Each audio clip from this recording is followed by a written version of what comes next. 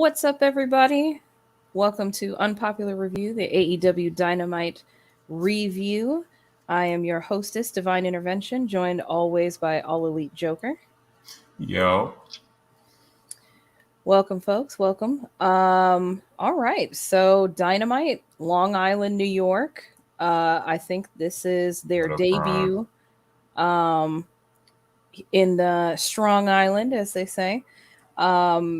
Started off pretty darn strong. MJF's music hit, and there were cheers. I was absolutely shocked. Thunderous applause. I won't say shocked, because I feel like if he was going to get cheered anywhere, it would be in his true hometown.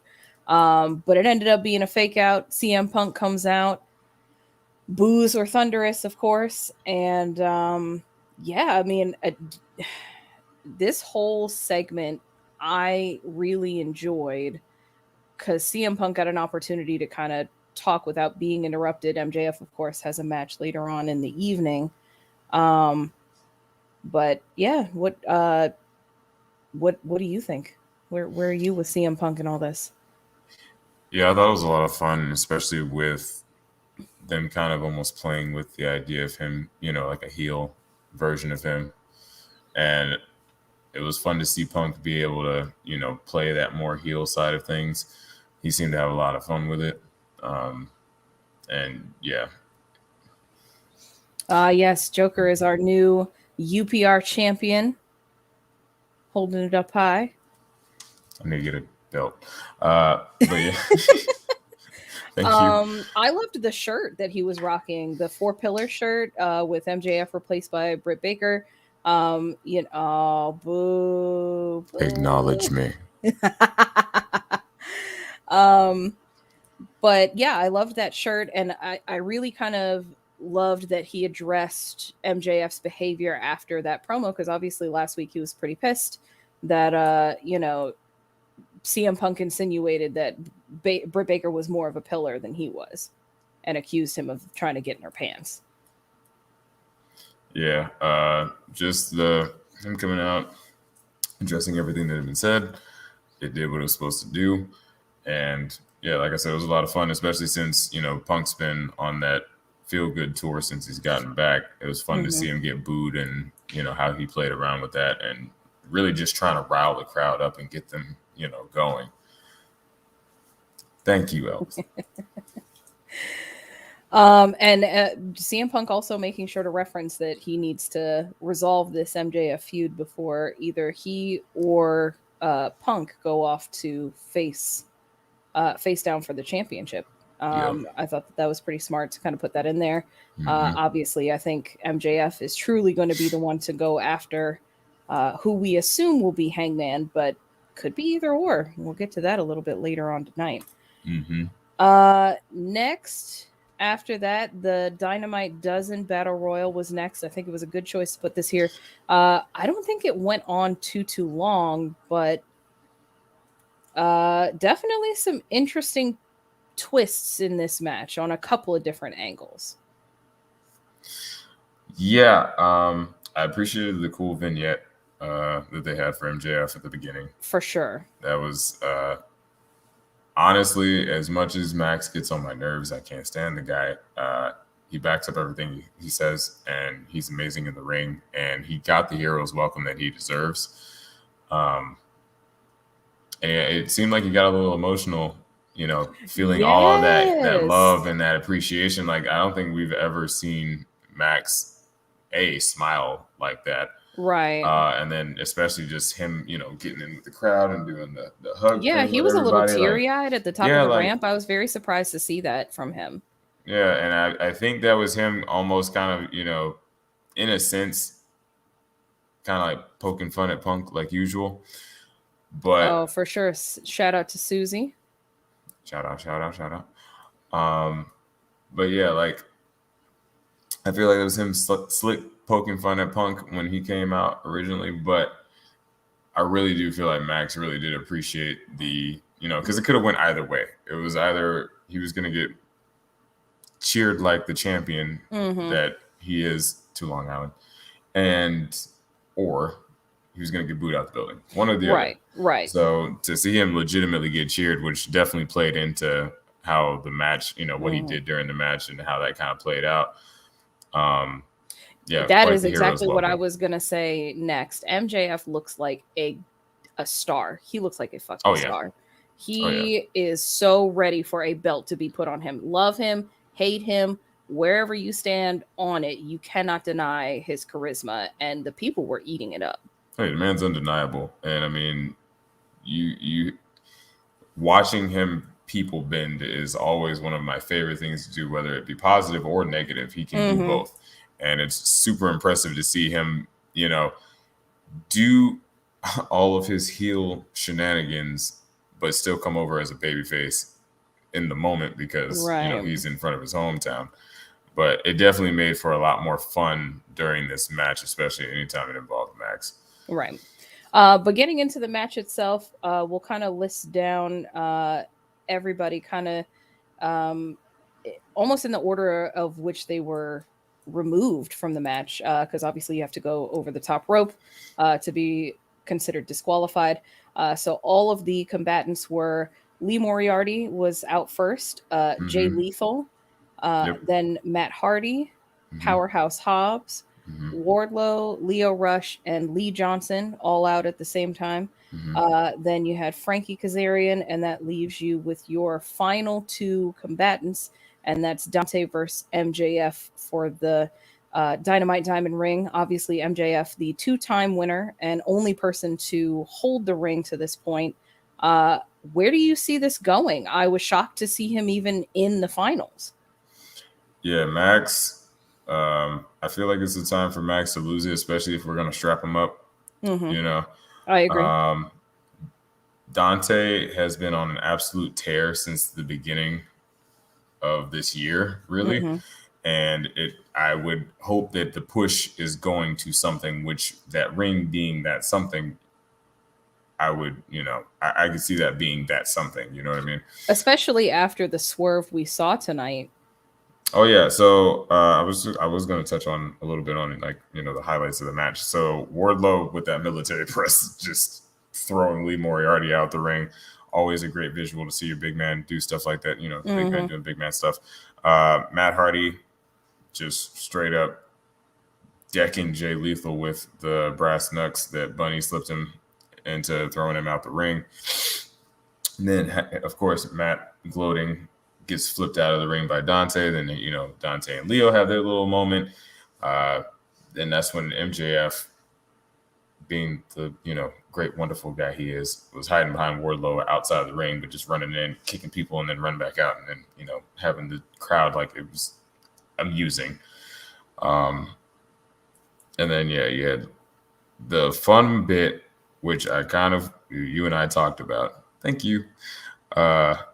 The fun bit that you and I kind of talked about before the show was the possibility of MJF throwing Wardlow out, which they have been feeding this slow burn of a turn for Wardlow and MJF.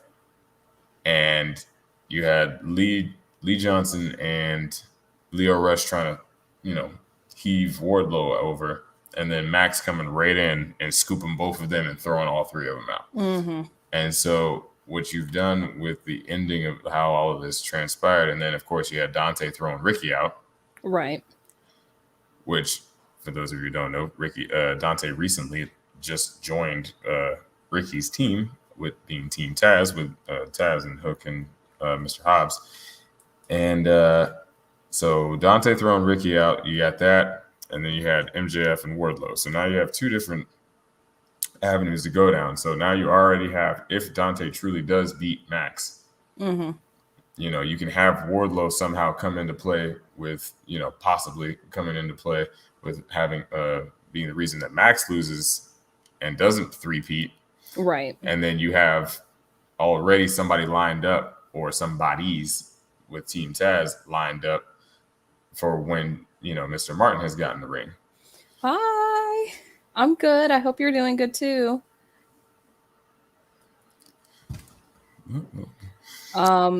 Yes, I 100% agree. I think that is a huge possibility And honestly, I think it's a smart move. I think this has been on a low simmer on the back burner for a while. And I think this might be the perfect catalyst to kind of start moving toward that turn. I think they've really been feeding into that in a lot of the events. We were just at Dynamite last week, and kind of letting Wardlow play to the crowd a little bit with letting him, power slam people multiple times if that's what they're asking for. Like they're really trying to set him up to be a lovable big guy.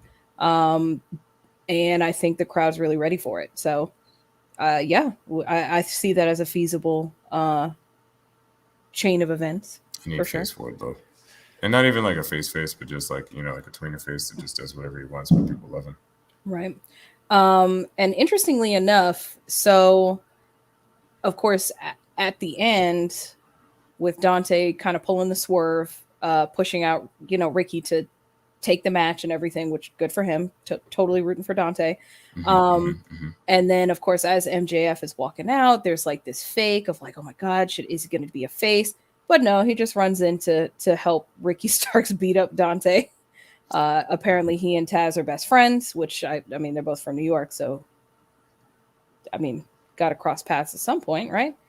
But CM Punk comes out for the save and Gets MJF booed mercilessly. Well, I mean, of course, that's they're going after their homie. But yeah, MJF bails and setting up for a really I really hope that they kind of solidify this on Rampage because obviously a match has not been made official, but I mean, it's got to be at Winter's Coming, right? Yeah. Well, no, it can't be because he's supposed to face Dante there. So, but you did have Punk hit Ricky with GTS, so I would probably see Punk probably at least fighting Ricky soon. Yeah. From there, yes, Taz is from Brooklyn. Totally a joke. I know they're not from the same borough. Trust me, I know. Next is Jurassic Express and Varsity Blondes with Christian Cage and Julia at ringside versus the Acclaimed and 2.0.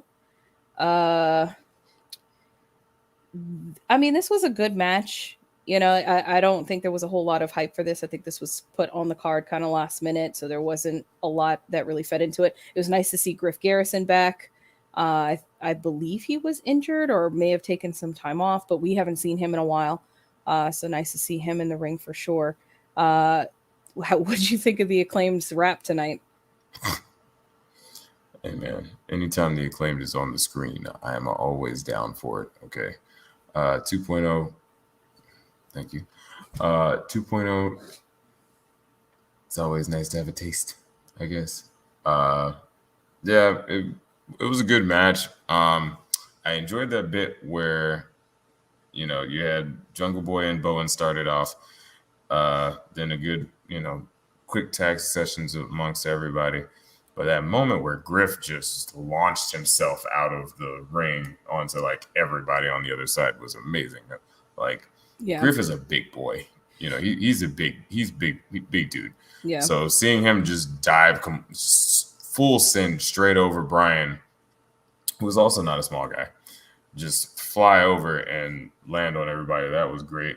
Then you had, everything calmed down, and then Pillman just took an absolute beating. Like, I mean, they beat the brakes off this man. And then at one point, Bowens like kicked him in the face, like legitimately kicked him in the face, which he then gave him a receipt for later. But yeah, it was pretty messed up. I mean, he kicked the mess out of him, and Pillman got out the way, tags on Luchasaurus. Luchasaurus, of course, cleans house like he always does. The man is gigantic and can do things that people that are much, much smaller than him cannot do. And then you had a fun bit where Daniel Garcia gets up on to the, it's towards the end of the match. Jungle Boy is ready to hit the snare trap. And then Daniel Garcia gets up on the apron. Yeah. And we haven't seen Eddie in what 2 weeks? 2-3 yeah, weeks? something like that. Yeah, 2-3 weeks. And so here comes Eddie, charging down the rampway, takes out Garcia, and then he leaves. Jungle Boy hits the snare trap, finishes the match. which then transitioned into Eddie dragging a cameraman into the back, yelling at the camera. What he said, I do not know because there was no audio, which kind of gave it a sense of, like it really made it feel like, there because they like it felt completely unprompted. Right. And then, of course, you had all of 2.0 and Daniel Garcia coming in the back and attack him and Ortiz because Ortiz is back there trying to calm him down. They're Right. buddies from the Indies. And so they get messed up. So I'm assuming we're going to get Proud and Powerful and Eddie Kingston versus 2.0 and Daniel Garcia, which I am not upset about in any shape, form, or fashion. I still feel like PNP should have been tag team champs already, but that's just me. I think for whatever reason, I'm enjoying Eddie with 2.0. Mm-hmm. I feel like his just unnecessary, like just his unbridled rage and their whole just unnecessary existence is a good fit. And so I'm, like I said, anytime I get to see PNP, I'm always happy. I know. And we haven't really seen them do something on their own for a minute. They've kind of been doing the inner circle stuff, which is great because I know that that's the faction that they're aligned with and stuff. But yeah, I'm excited to see them do something. And, obviously Eddie's their boy, so it only makes sense, especially with Mox. Hopefully he's, come back soon, bro. Get better soon, Mox. This question was really interesting, and I kind of want to take a second to address it because I think that I don't want to use the term jobber. Obviously, I think AEW does a decent job of trying to make it that if somebody loses, they don't, the only person that I know of who does squashes on the regular is Jade Cargill, and that's because that woman can do no Look wrong. at her. But anyway, but I will say that there are, some talents that obviously are kind of maybe on a losing streak, or who could we see as a champ in about 2 years. My pick would be Ricky Starks. I would, and that's why I don't want to use the term jobber, because I don't feel like he's in a bad position, but he hasn't really been able to cinch the big matches. But I think he has star potential. I think he could hold a true championship, in AEW, like the TNT championship. AEW champ. I'll have to come back. I'm trying to think of somebody who's not being utilized properly or in a way that I feel like they should, that I could see as AEW champ in the next 2 years. Miro definitely could be. Miro could be champion of anything. The man has been cutting promos with God for months, and it had been some of the most fire things I've seen all year. Yep, that's for sure. But anyway, getting back on track. Going back to Malachi Black here for just a second. Very lucky. Totally wish I could see him in person. Maybe at Revolution, fingers crossed. Who knows? But next we had a FTR and Tully promo, kind of breaking down the match that we will see on Friday at Rampage, but basically saying that FTR will be the first 2-time champs. FTR have never officially been beaten by the Lucha Bros because their last match they pinned the wrong person, so technically they are still undefeated, at least between the two of them, and that it's been so hard to get the Lucha Bros back in the ring to settle this whole thing. So Rampage is when it's going to go down, and who do you see walking away with the tag belts, considering that FTR are currently the AAA? Do we get double champ action, or what do you see here? It's hard for me to tell. I don't want this to go on anymore. Oh, no. I mean, look, for some odd reason, I don't know why, but there's just a disconnect somewhere between FTR and the Lucha Bros and their chemistry. I don't know what it is, but there's something there that's just off, and I can't. I don't know why I can't. I really hope that they don't give them the titles, because it almost will make it will almost for me make it feel like the Lucha Bros like reign really didn't mean much of anything whatsoever. Yeah, because there hasn't really been a standout match that they've done where it's like, oh my god, yes, these are my champions. And I don't ever want to have the Lucha Bros in the same conversation as like a transitional champion, but at the same time, I don't feel like FTR are the ones that should take it. But I don't know what the answer is to the question of who then takes it. PMP. Hopefully, with them doing something with Eddie, this kind of kicks off us seeing more of them, because that's my only hesitation with saying yes, PMP is going to be are going to be the next champions. We just haven't seen a whole lot of them by themselves, and I think that that's really important. New Year's about to start, so we'll get some resets, and that will definitely help with getting that going. I'm really hoping, fingers crossed, because I don't feel as though I mean, they need to win their championships back. Like, I don't see FTR being the AAA tag team champions for an extended period of time. At least I hope not. Right, especially given how controversial their win was. Exactly. So, Lucha Bros retain, hopefully, and then at some point they're gonna have another match to get their titles back, unless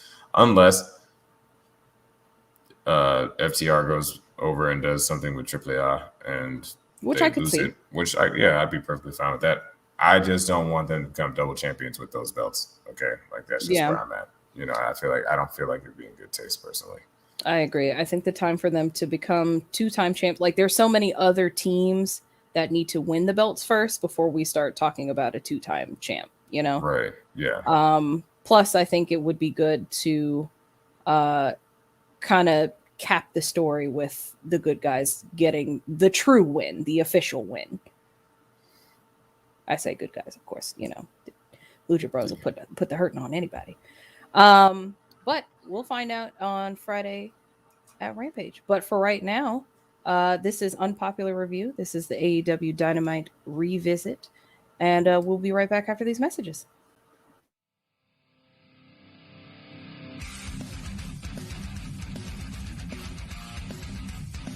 But like Mandy, right now Mandy is hot. You know what I mean? And I don't mean physically, because I can see the boys going, drool coming out your mouth. But clean the spit up, you nasty. I want to say thank you for watching us, but awful. Hold on. That champ is here. Yes, girl. Let them know. I want to. I can't go any further because I don't have wireless headphones. I'm going to get wireless headphones because it's going to make this a lot better. Charmaine, I won't say you cheated. I know you cheated. I know you have someone backstage that told you something. And I want you to know on Sunday, you're going to drop the title to the bad guy, because there's no way this year is ending with you as champion. I don't care that everyone else is happy for you. This is ridiculous. I don't know how you won. I don't know what you did, but I know you cheated. I know you cheated. And then you sing karaoke with me and lie to my face. Disgusting.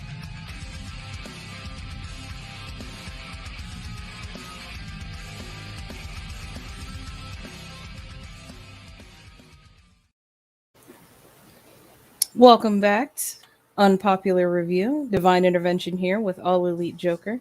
Damn, Joker, I'm glad they didn't give you that kind of hate for winning the championship. Hey, man, don't make me go out and buy a belt. I'll go out and buy a belt, spray paint that bad boy. What's up? All right. Well, coming back, we're talking about the Young Bucks, who had Adam Cole with them versus Chucky T and Rocky Romero of Chaos with Orange Cassidy at ringside. And this match, it was good to see the Young Bucks back in action. Let me start there. The Young Bucks look great, even though they're in hot pink. And Chucky T was very impressive in this. I think he got a lot of offense, and then I was pretty surprised about that. Yeah, Chuck.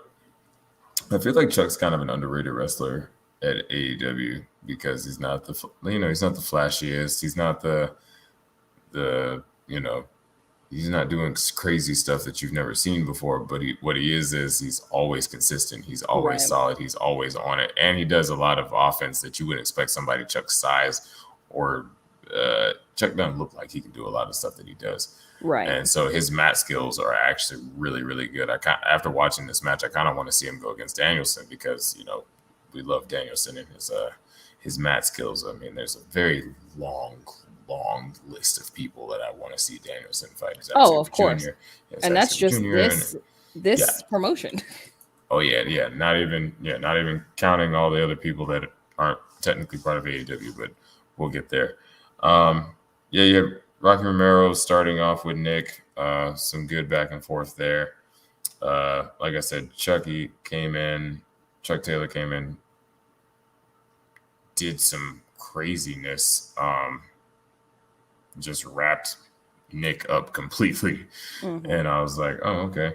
And so you had all of that. You had your fun little bit with Cole and Orange Cassidy, who, of course, came out for their respective sides.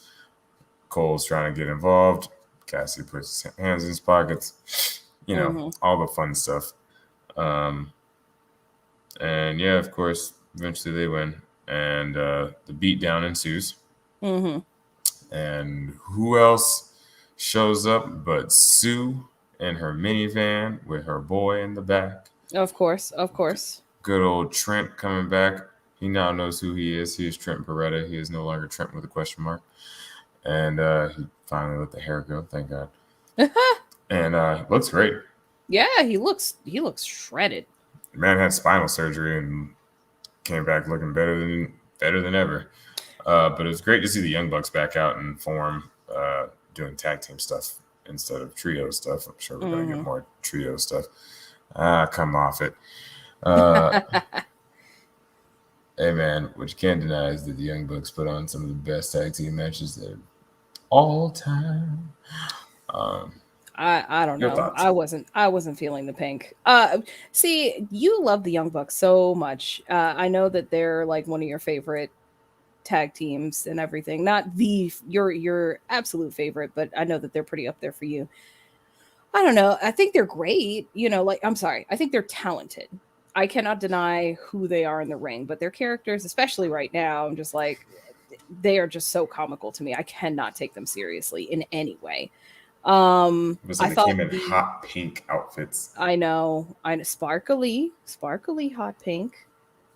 But I know that it's just feeding into this, persona or this character that they're playing right now. That's kind of carried over from their time with Kenny. Thank you so much.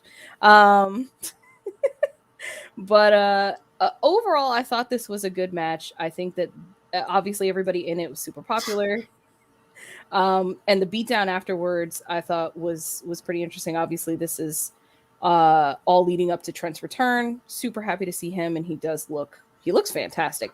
Is Sue the most over parent in wrestling right now? Because we've seen the Young Bucks dad, the Young Bucks dad. We've seen a couple other parents, but I think that Sue is the most over parent in wrestling right now. Look, man, Sue has transcended she's not Trent's mom anymore. She's Sue. Right. Everybody knows her as Sue because she hung out with the Dark Order. She's done Sue's just become so ingrained in AEW lore that I feel like people just love Sue. The second that minivan popped up, everybody just got super excited. Yeah, Tony's It's Sue was very Sting-esque. He was very excited to see Sue. I was also happy to see Sue. But yes, super happy to see Trent back. Obviously, this is leading to a match with, man, there are so many people in this. Actually, the only two people that are fighting are, what is it, Wheeler Yuta and... Oh, it's, was it Wheeler Yuta and Adam Cole? Yes, Wheeler Yuta and Adam Cole, and then Bobby Fish and the Young Bucks are on their side, and on the other side, you've got, of course, the rest of best friends. Oh, thank you so much.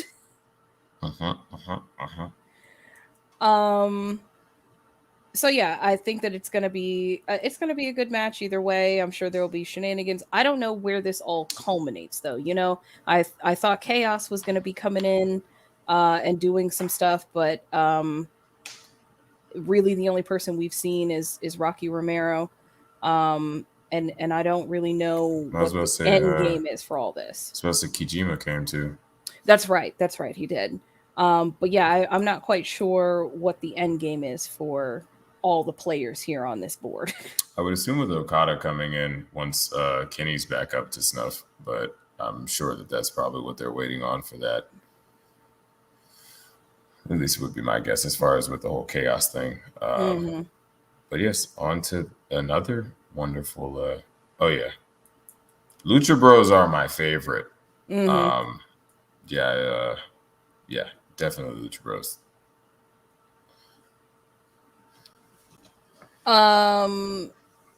Best friends in this particular match. I mean, with Trent coming back, it ended with a big old hug in the middle of the ring. So it turned out real good for the best friends tonight. But obviously, we're going to see more of them in the near future, in the coming weeks. So happy to see Trent back, and can't wait to see what he does. But yes, segueing into the next segment, we have seen a lot of women's segments this evening, and I'm very happy to see that. 100% They here for it. may have been, some of them were shorter than others, and I think that was wise. Not every segment needs the same amount of time, but just the fact that they are getting the women in front of more eyes is, I'm always going to be supporting that. But it was a backstage interview with Ruby Soho, and then Penelope and the Bunny make their appearance and basically tell her that, they're going to help Nyla win, because she's promised that if she wins the TBS championship, the Bunny and Penelope will get first dibs on title shots. And so, of course, leads to a backstage brawl, setting up for a match on Friday. We'll kind of go over that in a second. But the best part of this whole segment, Joker, I'm going to let you take it away. So of course they're pestering Ruby, and she, of course, being the tough chick that she is, takes her jacket off because she can't mess up that beautiful runaway jacket, of course, and starts to then she proceeds to pound on Penelope and Bunny, to which Nyla Rose then appears from behind the curtain and socks her in the face and just yells, "Surprise, bitch!" My notes literally just say "surprise, bitch." That's it. But your basic beatdown segment, Nyla Rose, anytime she's in front of the camera, is always hilarious. I'm so glad that they've allowed the genius that is Twitter Nyla to kind of transcend and start making its way onto the screen. Literally. She is hilarious. Literally about to say, if you're on Twitter, please follow Nyla Rose. If for nothing else, she's just hilarious. Like she has no sense. She's great. Like this stuff, like I'm constantly sending Divine stuff that she's posting. Like it's hilarious. But yeah, setting up for a match. Anna Jay and Ty Conti end up making the save at the end to even out the odds. So it's going to be a 3-on-3 match with Ruby Soho and Ty J facing down Bunny, Penelope, and Nyla on Friday on Rampage. Should be a good match. And if nothing else, obviously this is just another step toward the next bracket for the TBS championship. Next, another interrupted segment. I want to eventually start. Right, I eventually want to start doing a counter at some point to just keep track of how many interrupted segments. I'm going to start it at the beginning of 2022. I'm going to keep a counter at the beginning of every show, and I'm going to count how many, and we'll see where we are 365 days from now. But another interrupted interview. Sammy Guevara with Tony Schiavone talking about what his plans are for Winter is Coming, and of course gets interrupted by Cody coming out to good guy Cody got to make sure you specify. And so he comes out, interrupts Sammy, basically like, hey, before you get started, just letting you know, we're fighting at Winter's Coming. Just trying to be the good guy and give you a heads up. And as he leaves, he makes his way towards the heel exit and then, turns around and walks back. He is leaning so hard into this face heel dynamic, and I'm loving it. Yeah, I need him to be this, like I want him to just at this point be this ambiguous Homelander character and just run with it. I feel like he can make it work, but it has to be the clear understanding that that is what he's doing, because I feel like the problem so far has been like it didn't feel like it felt too organic, if that makes any sense. It does, yeah. Which shouldn't be a thing, but it is, because wrestling is weird, and you know sometimes stuff like that just works out that way. But yeah, having and just full transparency real quick, shout out to wrestlers just in general. Cody's arms and back were still very burned from the spot from last week, so just which was wild in person. I don't we still have to watch the episode back to see what it looked like on screen, but it all happened so fast in person, and even from a distance that fire was very high. And yeah, you could that was a blaze. But yeah, so shout out to wrestlers and for them putting their bodies on the line for our entertainment every week. But yeah, I thought it was real fun with what he did, kind of like, and like, you know, him emphasizing, as another good guy, I decided to come out here and let you know, that you're going to be fighting me for the good title. Guy. You know, another good guy like yourself. And then just the quick little trot away from the heel, like tunnel, made it. Oh yeah, like, I was in stitches. It's like, bro, come on, man. AEW was in the ATL.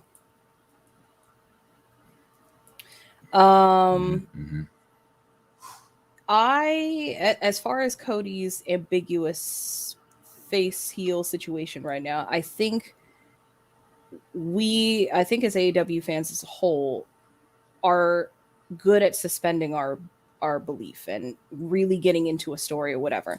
So we try to take the wrestlers at face value. So if Cody is trying to actively be the good guy, sometimes it is hard to read between the lines that he is trying to sprinkle in some seeds.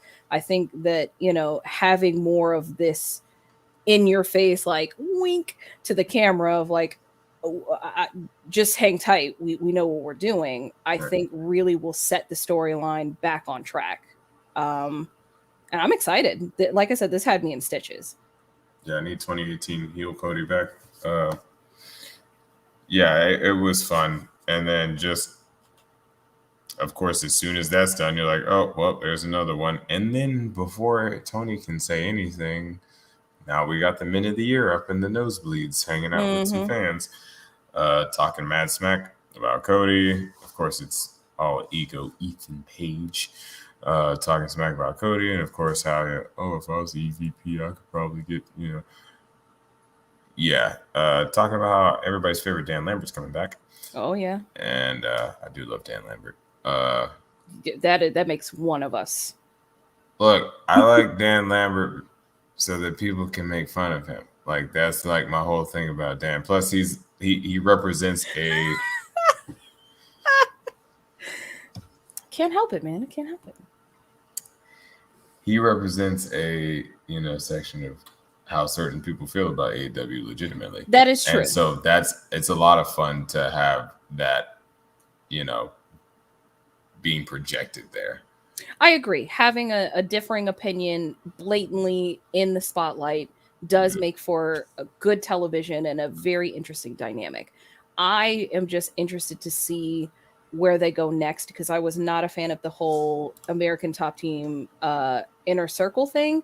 So I'm hoping that they can take it somewhere else. Like I think Dan Lambert got to live his dream of being in the ring and all that, which is great, but I need him on a mic. I don't need him in a ring.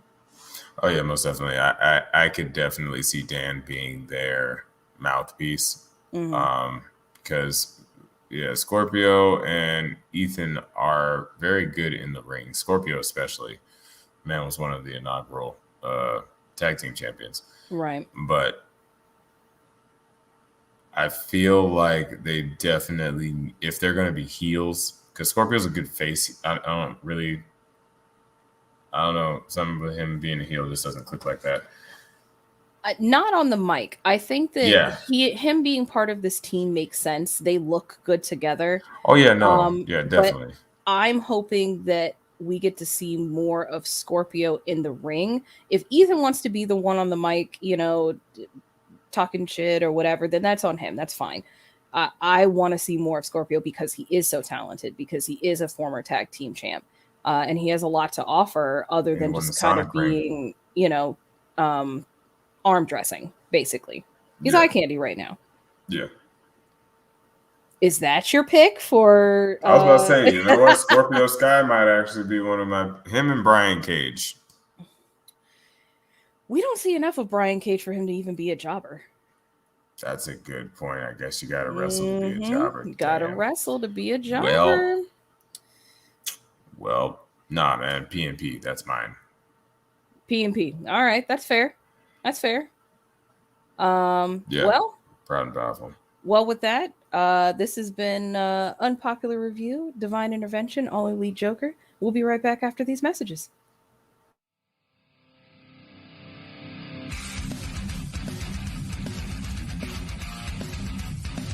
Because I really would have liked to see what was going to happen if Fuego del Sol is going to lose his card, which he probably will. What is he going to lose, his mask? His card. He bet his car on the TNT title for Friday, but it's actually tonight. What is he driving, Fuego del Sol? He didn't have a job two months ago, and now he's got a car. What is it, an 86 Jalopy? What the fuck is he driving? No, he's driving a pretty nice Hyundai, actually. This is bullshit. Miro, why would Miro want that piece of shit? I don't know. That's Maybe dumb. Miro just wants to take things from Fuego. Unless he's, let's be real, David. Unless Miro is taking the car to fuck Lana in it and then giving it back to Fuego del Sol, there's no fucking reason to want Fuego del Sol's car. Oh man, you're killing me. I'm being honest. What's the point of fucking betting his dumb jalopy? Nobody wants Fuego del Sol's car. Not even Fuego del Sol. That's probably why he's selling. He's fucking putting it up for bet. You're such an asshole. Stupid Fuego del Sol. I'm done with Fuego del Sol. I'm so fucking sick of it. I'm about to crash this fucking car here in the goddamn city. Fucking Fuego del Sol. Such a dumb piece of shit. Oh my god, you hate put the me, fucking man. guy.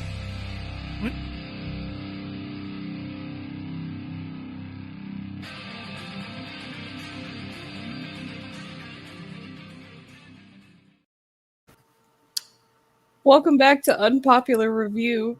Intervention at All Elite Joker. I don't know how I'm supposed to come back from that. I'm always wondering, what creature from the deep crawled up Steven's ass, every time he talks, He's so upset.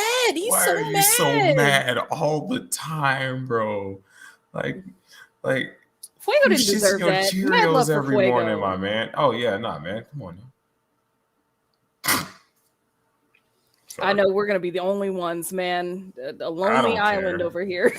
I don't care. But getting back to the rundown, we got to see the queen, the true queen, graced our screens. Jade Cargill versus Thunder Rosa promo. If Jade Cargill doesn't win this championship, I'm gonna riot. And I know there will be there will be several people who will be rioting in the streets with me. This promo was great. I mean, both of them are excellent on the mic. Jade continues to impress me week after week. And like I said, if she doesn't win, I'm gonna riot. Yeah, no, great promo. It did. This has been built very well. This has probably been my most anticipated match for this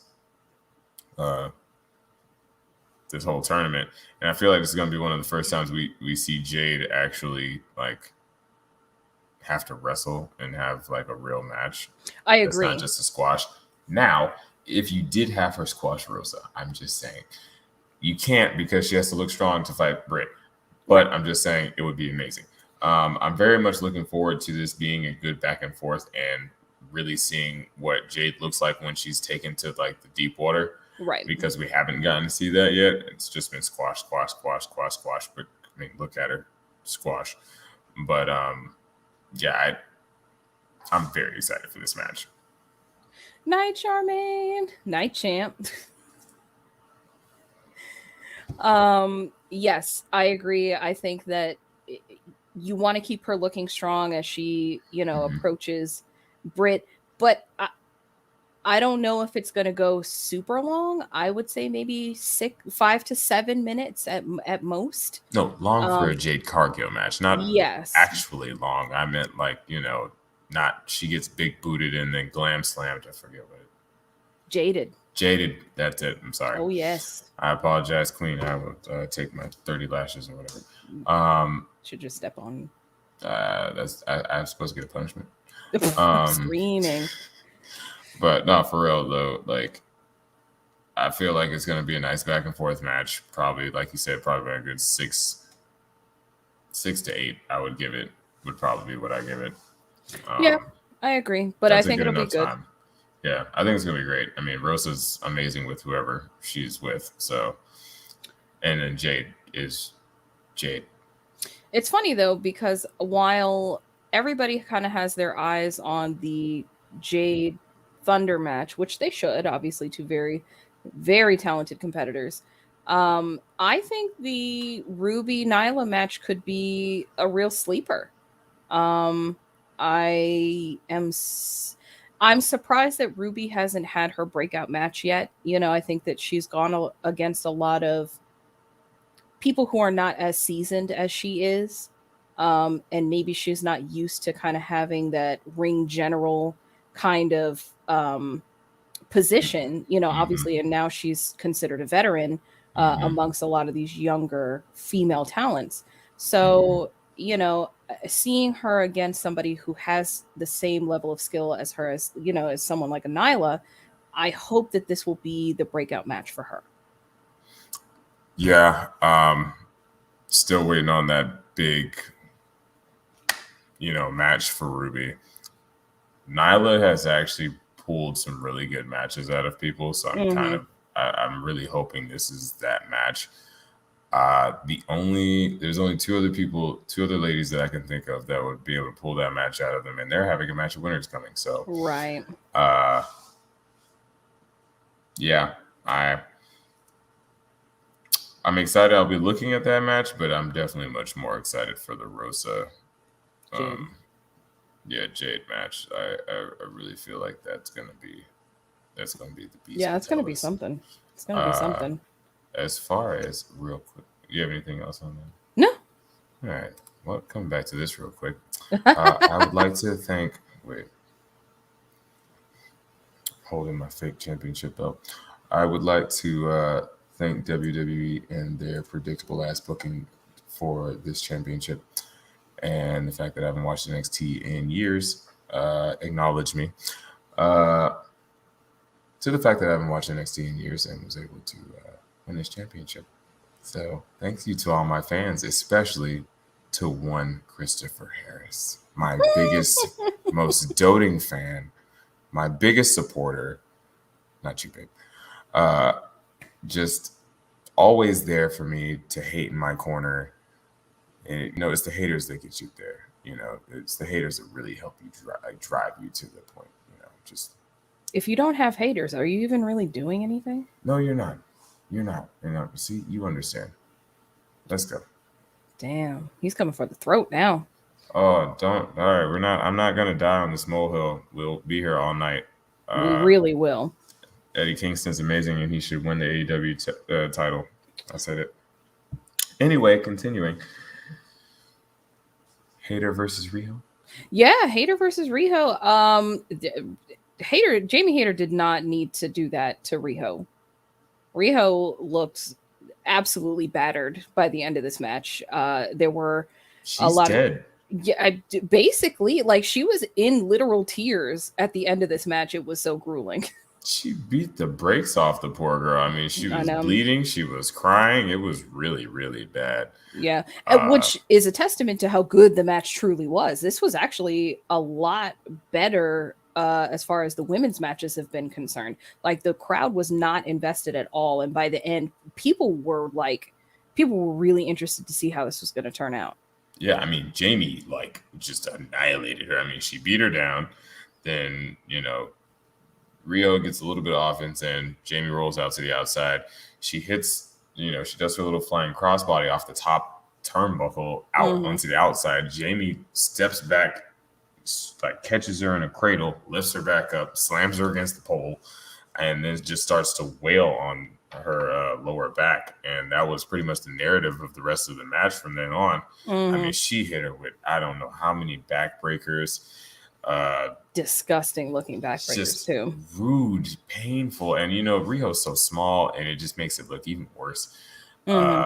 So yeah, she beat the brakes off the poor child. I don't know what happened when she started bleeding, but Riho was bleeding, and then like you said, she was crying at the end of the match. I mean, I'm pretty sure it was from that brain buster that just completely annihilated her.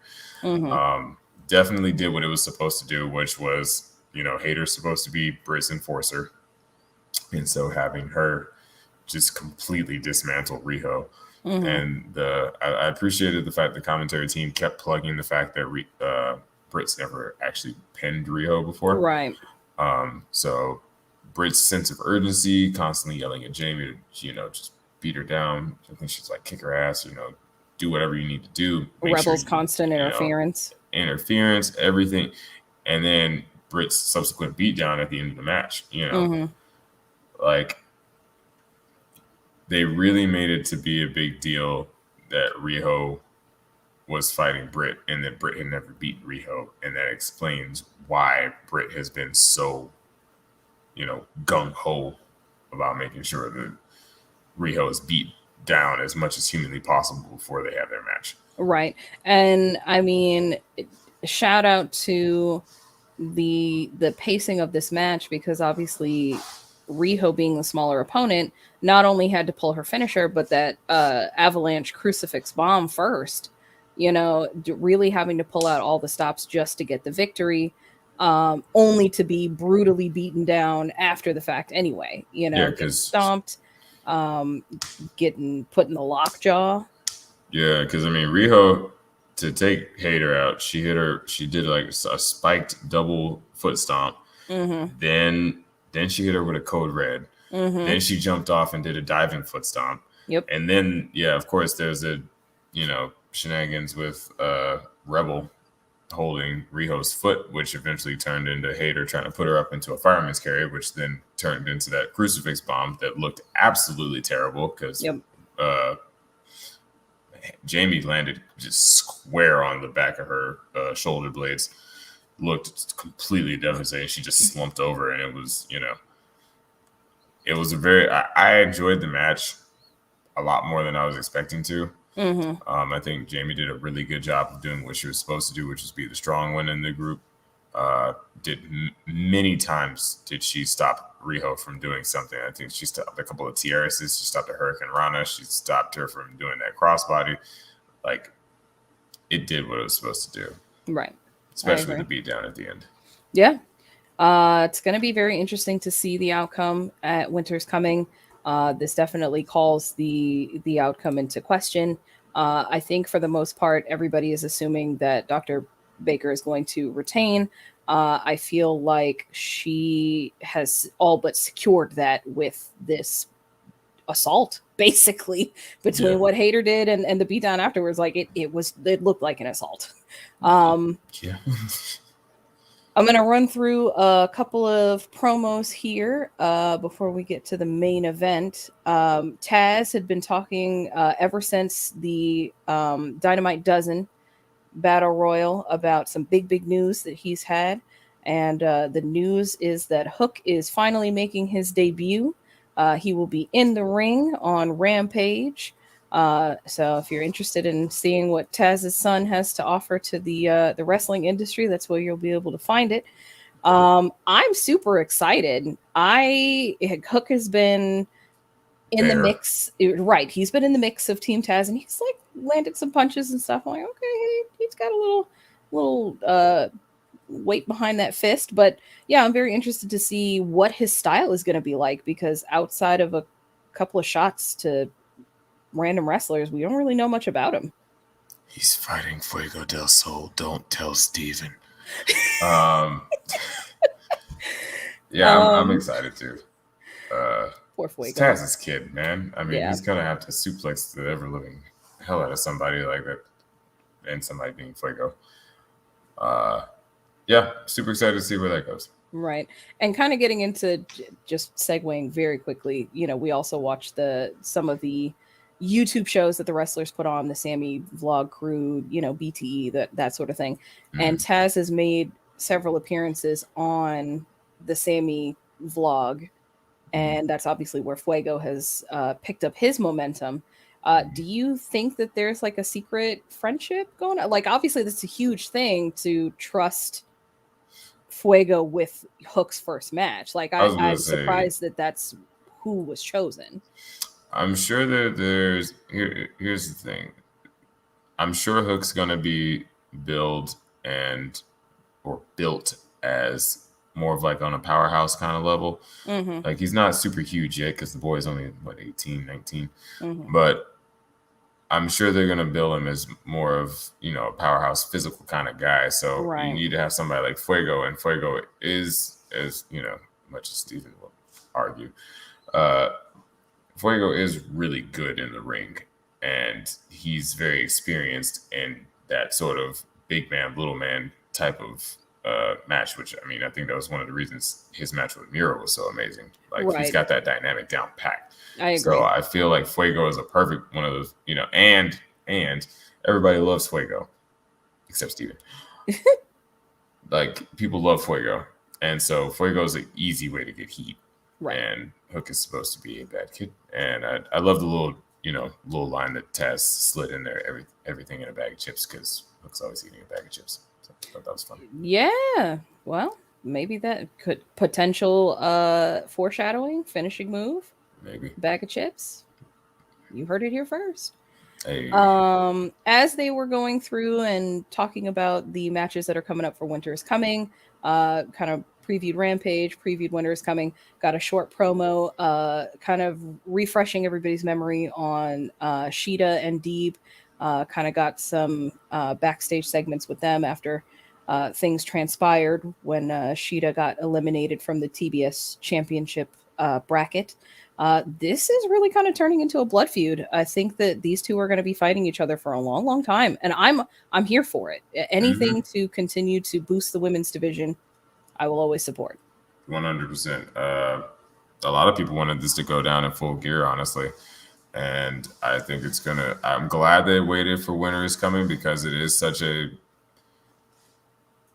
I feel like, as far as the fans are concerned, this is one of those matches that is a pay-per-view level match. And so I'm glad that they're able to have that sort of match and have a match with that kind of weight that's not part of the tournament and is not for a championship. You know, it legitimately is just a blood feud. Like, they've been going at it for months now at this point, ever since Serena, you know, took the 50th win. 50th win from her.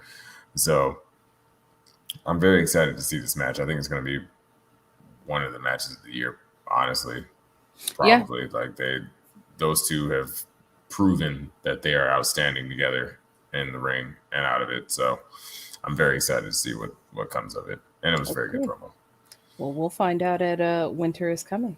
Last little segment before the main event. Varsity Blondes out doing a short interview with Tony Schiavone. I guess this is the 21st win that they've received as a tag team for 2021. Kind of a random thing to be talking about and celebrating, but again, Griff Garrison came back tonight, so you know, can't complain too much, and they're throwing them right to the wolves, because just as you know, things get interesting, start talking, the lights go out, Malachi Black shows up and Black mists the whole team. Julia Hart is now officially blind. Not officially, of course, but pretty close. Whatever happened to Pac, that's what happened to her. Kayfabe. Yeah, nothing really to say about that. I'm ready to watch Alice. Excuse me, I apologize. Malachi completely beat up the blondes, and I hope Julie wears an eye patch. Do you think that this is a thing for him now? Like, do you think that this becomes his gimmick? He just interrupts people, black mists them, and then disappears into the night? Like Tajiri. I mean, it could work. I was about to say, I don't know that I could see him just randomly pick and fight with people. That's kind of his whole thing. And like when towards the end of his run in WWE, he just wants to fight people. So I mean, that's his whole thing. If he wants to come and just pick on people and do his thing, go ahead. I enjoy his mask. I enjoy his presence. I just want him to go back to being the Dutch Destroyer that I know he is. And if that means going and just ripping through a bunch of the people in the mid card, go for it. Last thing I will say about all of this, the face paint that he has been sporting since he arrived has now, I believe, completely covered one half of his face now.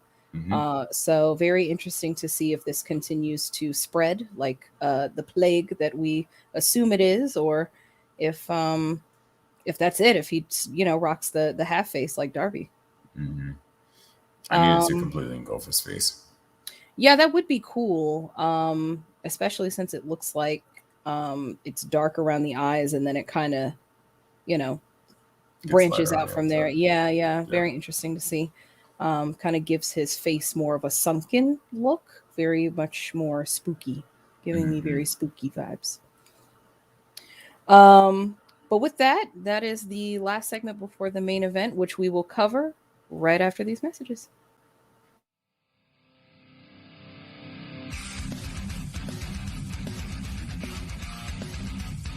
I'll say this. I'll go more into detail what you meant.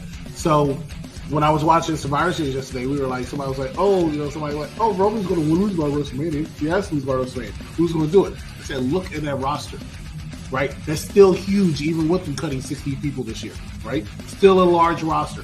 Who do you see believably being able to beat Roman Reigns? Boa. Boa is so bad they got rid of her the Mortal Kombat character on the throne. That's how bad it is. Like she said, F this, fire me. Fire me! I'm already fired. Go ahead and release me. My rumors are her soul went into the egg. But realistically speaking, Drew McIntyre could be the one to challenge Roman Reigns for the Universal Championship. Why? Drew McIntyre will be Universal Champion next year. Here we go. Maybe I'm sour with this because y'all seem to love licking his ass.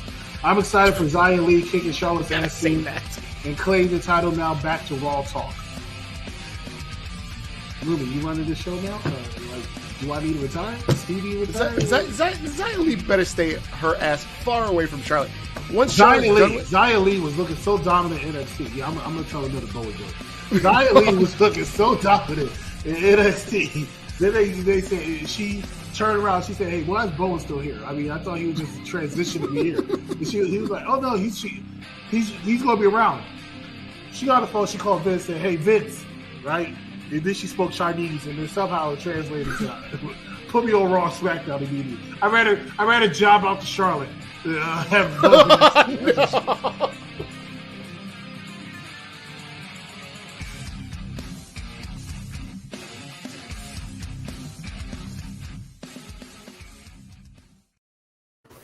They are disrespectful. Absolutely, they are. Welcome back to the AEW Dynamite review. I am Divine Intervention with All Elite Joker of Unpopular Review. We're covering the main event. Very good night so far, but last but not least, Bryan Danielson versus John Hungy Silver of Long Island himself. Johnny Hungy, but John Silver's his government name, so that's what we'll use for now. But yeah, I loved that this was the main event. Obviously, kind of playing into the trope of the hometown hero and them getting kind of the last laugh, which isn't quite how this turned out. But this match was really, really good. Yeah, this was the match I was looking to be like match of the night, and I really enjoyed it. I thought it was really good. Yet John Silver just came out there looking like a mini powerhouse. Mm-hmm. And it was so great to watch the two of them. Yeah, he looked like Micro Miro. Yes, Micro Miro. You know, John, it was great seeing them both come out and get cheered. It almost made it feel like a face versus face match until, of course, Danielson, you know, was being Danielson. But yeah, just the overarching narrative of John being able to outpower Danielson and being able to almost match him as far as like his mat skills and, you know, the transitions. There was the speed was there, the fluidity was there. Right. I didn't see them miss a mark. John using his strength, because he definitely didn't have any like size advantage, like height wise, because I think Danielson is a little bit taller than he is. Right. But John, like, I think one moment, like, Danielson tried to hit him with a running knee, and he sort of ducked down and just grabbed him and slammed him back on the ground. Like, John using his strength that he obviously has, because we know him as a big, strong boy. The meat man himself. The meat man. He wanted that vegan meat. He got him a taste. He did get a taste. Yeah, John just getting after him. I enjoyed the little section with him trying to get that suplex into the bridge. Finally got it off. He had a couple of good near falls in there. I enjoyed the bit where John got him into a heel hook. And, of course, Danielson did that thing where he tries to kick him in the face. He kicked him in the face. John kicked him in his face. Then he smiled, kicked him in the face, stuck his tongue out like, come at me. And then he was really getting fired up. The energy was there with them. The energy was there with the crowd. It was the match we expected it to be. And I'm glad they gave it its due time. It went about 10 or so minutes. And I highly appreciated it. Danielson, of course, finished the match. He hit him with a pile driver, took him out. That ended the match, but of course, Danielson gets on the mic and starts talking about, you know, Cole Cabana kicked his head in. He just names all the members of the Dark Order that he's been beating down. Evil Luna kicked his head in. What's the boy's name? Alan Angels, kicked his head in. And then he thinks about it. And he's like, well, you know what? I didn't kick in his head. I'm a man of my word. You know, almost kind of playing that good guy thing again. Well, you know, I'm a man of my word. I have to do what I said I'm going to do. Right. So then he turns around and, of course, goes to kick John's head in. And then, of course, Adam comes flying out of the back to make the save, setting up for next week. Very excited for this match. I can't call it as much as I want to say. I know that that he's going to defeat Danielson. I can't 100% say that he is. Yeah, and that's for sure. That's part of the joy of it, you know. Because I'd be lying if I said I didn't want to see Danielson versus MJF. I'm just saying. Yeah, and I think that match will happen. I mean, obviously everybody's going to cross paths with each other the more time that they spend within the promotion, but I can't call it either. You know, you would think that, okay, you know, in his first, like, what would be more devastating, losing it in his first title defense or losing it to someone like MJF? I can't really answer that one way or the other. Right. Either way, it's not looking good for Hangman Page. Just kind of going back to the finisher there for a second, Danielson did more than just the pile driver. Like, he truly, like, because he did the eye gouge, because he somehow got him in the eye, and then he got it to where he was giving him the unprotected, like, elbow shots to the neck and shoulder area. Then the pile driver, and then the label lock. Because the pile driver is what put him down, but then he got on the ground and was like holding him, and that's when. Yeah, I was about to say, I don't even think he got it a full bell lock in. Like, he started. It was enough. Yeah, I was about to say it looked closer to a brutalizer, Pax brutalizer, but yeah, he barely got him on anything, and he was already passed out from getting elbowed in the face like 30 times. Yeah. Yeah. But yeah, everything ends with Hangman letting people know he's gonna kick the cowboy shit out of Bryan Danielson, and I believe him. He has very much made a bond with the Dark Order. Obviously, holds them as very dear friends to him, and regardless of the outcome, I think he's gonna do them proud and kind of get the justice that they all need to see. I mean, Colt's teeth came out. Yeah, he did. He did literally kick the man's tooth out. So Yeah. Well, and with smiled that, about it. yes, he did smile about it. I was sickened. I was sickened. I was proud. Of course you were. Well, with that, ladies and gentlemen, that concludes everything that happened this evening on AEW Dynamite. Overall, I'd give the show a solid 8 out of 10. I think we moved a lot of storylines in some good directions, really capped off what's going to happen at Winter is Coming. And I think it's going to be an amazing show. Yep, very excited for next week. Very excited for Rampage. Can't wait to see what Young Hook has to offer and all the other storylines progressing. And definitely can't wait to see Jade. Oh, God, can't wait to see Jade. Always. All right. Well, for unpopular review, this is Divine Intervention, All Elite Joker, and this has been AEW Dynamite. Good night, peeps. Good night.